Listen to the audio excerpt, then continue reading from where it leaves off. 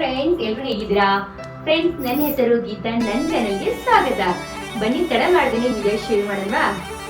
Friends, ಮೊದಲಿಗೆ ನಾನಿಲ್ಲಿ 1 cup ಆಗುವಷ್ಟು ಜೋಳದ ಹಿಟ್ಟನ್ನು ಸೇರಿಸ್ಕೊತಾ ಇದ್ದೀನಿ.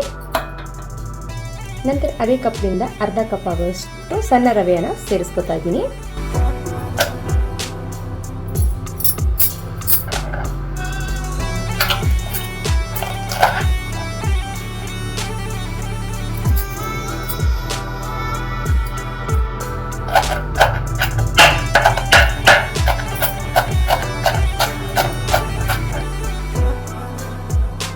ರುಚಿಗೆ ತಕ್ಕಷ್ಟು ಹಸಿಮೆಣಸಿನಕಾಯಿ, ಕರಿಬೇವಿನ ಸೊಪ್ಪನ್ನು ಸೇರಿಸ್ಕೊತಾ ಇದ್ದೀನಿ.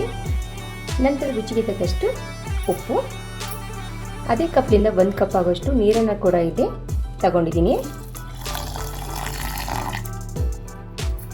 ಈಗ ಇದನ್ನು ನುಣ್ಣಗೆ ರುಬ್ಕೊಂಬರೋಣ ಒಂದ್ಸಾರಿ. ಫ್ರೆಂಡ್ಸ್, ನಾನಿದು ಒಂದ್ಸಾರಿ ಸುತ್ಕೊಂಡಿದ್ದೀನಿ. ಒಂದೇ ಸರಿ ನೀರು ಹಾಕಿದರೆ ಸಿಡಿಯತ್ತೆ ಅಂದ್ಬಿಟ್ಟು ಇನ್ನೊಂದು ಕಪ್ ಆಗುವಷ್ಟು ನೀರನ್ನು ತಗೊಂಡಿದ್ದೀನಿ.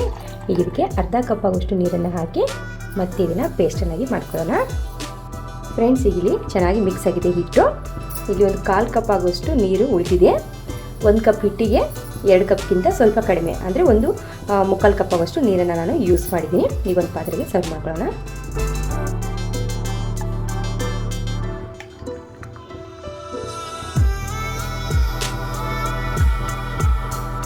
ಫ್ರೆಂಡ್ಸ್, ನಾನು ಹೇಳಿರುವಂಥ ಮೆಜರ್ಮೆಂಟಲ್ಲಿ ಒಂದ್ಸತಿ ಎಲ್ಲವನ್ನು ತಗೊಂಡು ಮಾಡಿ ನೋಡಿ. ಈ ದೋಸೆ ಜೋಳದ ಹಿಟ್ಟಿಂದು ಸೂಪರ್ ಆಗಿರುತ್ತೆ ನೋಡಿ.